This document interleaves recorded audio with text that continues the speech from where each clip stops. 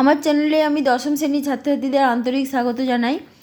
দেখো, সোমবার থেকে বাংলা পরীক্ষা দিয়ে শুরু হচ্ছে মাধ্যমিক পরীক্ষা, কিন্তু ইতিহাসের কিছু ইম্পর্টেন্ট কিছু নোটস যদি তোমরা কালেক্ট করে রাখতে পারো, ইতিহাস পরীক্ষা কিন্তু সহজেই নাম্বার তোলা যাবে।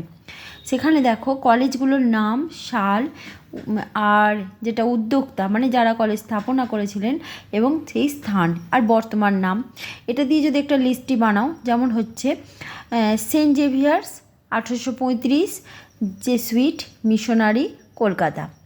লরেটো হাউস 1842, এটাও মিশনারি আর Kolkata. General Assemblies Institution 1830, Alexander Duff Kolkata, বর্তমান নাম স্কটিশ চার্চ কলেজ। আচ্ছা, Patoldanga Academy 1818, David Hare Kolkata, এটা বর্তমানে হেয়ার স্কুল নামে পরিচিত। আচ্ছা, এরপরে আসি বিশপ কলেজ, সেটা 1819, বিশপ মিডলটন, এটা শিবপুরে প্রতিষ্ঠিত। অ্যাংলো হিন্দু স্কুল 1815, রাজা রামমোহন রায়, এটা কলকাতায় প্রতিষ্ঠিত। হিন্দু স্কুল 1817, রাজা রামমোহন রায়, রাধাকান্ত দেব, দ্বারকানাথ ঠাকুর, ডেভিড হেয়ার, এটা কলকাতায় প্রতিষ্ঠিত, এটা বর্তমানে প্রেসিডেন্সি বিশ্ববিদ্যালয়ের নামে খ্যাত। বেথুন স্কুল 1849, ঈশ্বরচন্দ্র বিদ্যাসাগর এবং ডিঙ্কওয়াটার বিটন সাহেব উদ্যোগে প্রতিষ্ঠিত, কলকাতায়, এটা বর্তমানে বেথুন কলেজ নামে পরিচিত। ভগবতী বালিকা বিদ্যালয় 1890, ঈশ্বরচন্দ্র বিদ্যাসাগর প্রতিষ্ঠা করেছেন, এটা মেদিনীপুরের বীরসিংহ গ্রামে। আচ্ছা, ফোর্ট উইলিয়াম কলেজ 1800, ব্রিটিশরা প্রতিষ্ঠিত করেছে, ইস্ট ইন্ডিয়া কোম্পানি, শ্রীরামপুরে এটি আছে। ওরিয়েন্টাল সেমিনারি, এটা প্রাচ্য স্কুল 1828, গৌরমোহন আড্ড, এটা কলকাতায় প্রতিষ্ঠিত। এবং আরও কিছু নোটস আছে যেখানে তুমি খুব সহজে নাম্বার তুলতে পারবে এবং মনে রাখতে পারবে। সেখানে হচ্ছে বামবোধিনী পত্রিকা, এটা ব্রাহ্ম আন্দোলনের নেতা কেশবচন্দ্র সেনের অনুগামী উমেশচন্দ্র দত্ত ছিলেন এর সম্পাদক। পত্রিকাটি 1863 সাল থেকে 1922 সাল পর্যন্ত প্রকাশিত হয়। বিশেষ করে নারীদের সচেতনতা বৃদ্ধির জন্য এবং তাদের উন্নতির জন্য এই পত্রিকাটি প্রকাশিত হতো। নারীরা স্বনামে ও বেনামে লিখতেন। সমকালীন সমাজে নারীদের অবস্থা, তাদের সামাজিক পারিবারিক পরিবেশ সম্পর্কে এ থেকে জানা যায়। হিন্দু প্যাট্রিয়ট পত্রিকা সম্পর্কে আসি। প্রথম মালিক মধুসূদন রায়, পরের মালিক হন এবং সম্পাদক হন হরিশ্চন্দ্র মুখোপাধ্যায়। নারী শিক্ষাকে সমর্থন করা হতো এবং সমাজে কুপ্রথা যেমন বাল্য বিবাহ, বহু বিবাহ, পণ প্রথা, সতীদাহ প্রথার বিরুদ্ধে লেখা হতো। নীলকরদের অত্যাচার বেশি করে বর্ণনা করা হতো এবং নীল বিদ্রোহে এই পত্রিকা সবথেকে বেশি গুরুত্বপূর্ণ। সাঁওতাল বিদ্রোহীদের সপক্ষে লেখা হতো, সিপাহী বিদ্রোহ নিয়ে কিছু লেখা হয়নি। আচ্ছা, গ্রামবার্তা প্রকাশিকা নিয়ে আসি। গ্রামবার্তা প্রকাশিকা কাঙাল হরিনাথ বা হরিনাথ মজুমদারের ছিলেন এই সম্পাদক। তিনি খুবই দরিদ্র ছিলেন। জোরদার জমিদার ব্রিটিশদের অত্যাচার নিয়ে লেখা হতো। সম্পাদক ছিলেন খুব সাহসী। বৃদ্ধার গরু চুরি করেছিল বলে ম্যাজিস্ট্রেট সাহেবকেও তিনি ছাড়েননি। সম্পাদক তাকে গরুচোর ম্যাজিস্ট্রেট শিরোনামে উল্লেখ করে তার কীর্তি বর্ণনা করেন। লালন ফকিরের গান এখানেই প্রথম প্রকাশিত হয়। নীলকরদের অত্যাচার বর্ণনা করা হতো। হুতুম প্যাঁচার নকশা প্রসঙ্গে আসি। এটি কলকাতার জীবনযাত্রার বর্ণনা সমৃদ্ধ একটি প্রবন্ধ রচনা, ব্যঙ্গ রচনা, হাস্যরসাত্মক রচনা। এর লেখক ছিলেন কালীপ্রসন্ন সিংহ, যার ছদ্মনাম হুতুম প্যাঁচা। এর প্রকাশকাল 1861 এবং এটি দুটি ভাগ আছে। প্রথম ভাগে কলকাতার বারোয়ারি পুজো, চড়ক পুজো, দ্বিতীয় ভাগে দুর্গোৎসব, রামলীলা, কলকাতার বাবু সমাজ। এটি তৎকালীন সমাজের একটি জীবন্ত দলিল। 3 শ্রেণীর ব্যক্তির বর্ণনা আছে, যারা ইংরেজি শিক্ষায় শিক্ষিত কিন্তু ব্রিটিশদের অনুকরণ করে না। দ্বিতীয় হচ্ছে ইংরেজি ভাষা জানে কিন্তু ব্রিটিশদের অনুকরণ করে। তৃতীয় হচ্ছে গোঁড়া হিন্দু সমাজ। পরবর্তী নোটসে আসি। পরবর্তী হচ্ছে নীল দর্পণ নাটক।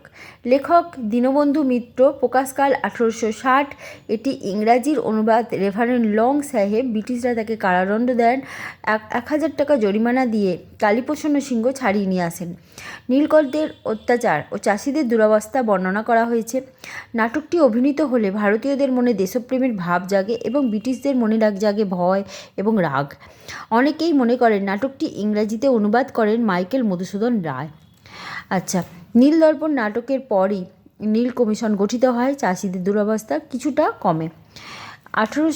প্রাচ্য পাশ্চাত্য দ্বন্দ্ব প্রসঙ্গে আসি। 1813 সালে চার্টার অ্যাক্ট এবং এরপর 1823 সালে জনশিক্ষা কমিটি গঠন করা হয়। এতে বলা হয় শিক্ষাক্ষেত্রে 1 লক্ষ টাকা ব্যয় করা হবে।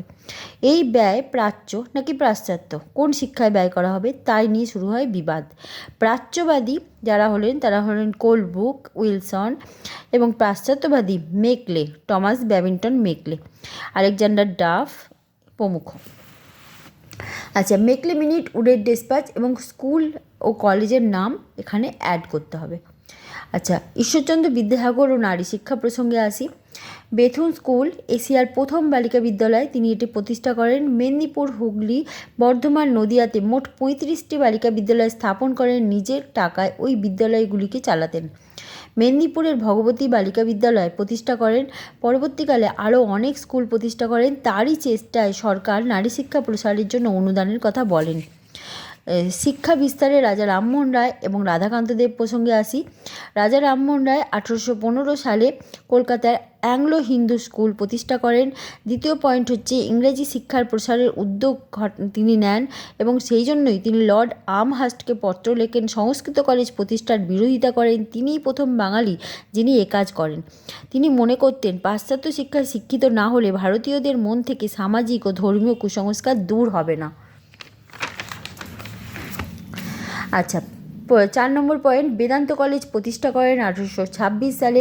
হিন্দু কলেজ প্রতিষ্ঠায় তার যথেষ্ট ভূমিকা ছিল। তিনি ভারতীয় দর্শন, সাহিত্য, শিক্ষার বিরোধী ছিলেন না, কিন্তু ইংরাজি ভাষা এবং বিজ্ঞানকে গ্রহণে আগ্রহী ছিলেন। রাধাকান্ত দেব প্রসঙ্গে আসি। হিন্দু কলেজ যা পরবর্তীকালে প্রেসিডেন্সি বিশ্ববিদ্যালয় রূপে আত্মপ্রকাশ করেছে, সেই হিন্দু কলেজ প্রতিষ্ঠায় তার ভূমিকা ছিল। কলকাতা মেডিকেল কলেজে সব ব্যবচ্ছেদ মানে মৃতদেহ কাটা, এই প্রসঙ্গে তার ভূমিকা ছিল। নারী শিক্ষায় তিনি অগ্রণী ভূমিকা নিয়েছিলেন। 1822 সালে স্ত্রী শিক্ষা বিধায়ক পুস্তিকা প্রকাশ করেন। বিভিন্ন ইংরাজি সাহিত্য, পাশ্চাত্য বিজ্ঞান বিষয়ক গ্রন্থ রচনায়, গ্রন্থ বাংলা অনুবাদের জন্য তিনি হিন্দু কলেজের ছাত্রদের ক্রমান্বয়ে উৎসাহিত করতে থাকেন। David Hare. আচ্ছা, ডেভিড হেয়ার প্রসঙ্গে আসি। 4 নম্বরে কোশ্চেন আসে ডেভিড হেয়ার। দেখো, স্কটল্যান্ডের ঘড়ি প্রস্তুতকারক ছিলেন, একদা প্রচুর অর্থ উপার্জন করেছিলেন। সমস্ত অর্থ তিনি ভারতের পাশ্চাত্য শিক্ষার বিস্তারে ব্যয় করেছেন এবং আন্তরিক উদ্যোগ নেন এই ব্যাপারে। হিন্দু কলেজ প্রতিষ্ঠায় তার সক্রিয় ভূমিকা ছিল। বাংলা ও ইংরেজি পাঠ্যপুস্তক রচনায় তিনি উদ্দেশ্যে 1817 সালে তিনি স্কুল বুক সোসাইটি প্রতিষ্ঠা করেন। 1818 সালে পটলডাঙ্গা একাডেমি প্রতিষ্ঠা করেন, যেটা বর্তমানে হেয়ার স্কুল নামে পরিচিত। কলকাতা মেডিকেল কলেজের ভর্তির জন্য ছাত্রদের উৎসাহিত করেন। আজকে এই পর্যন্ত। ওকে, বাই।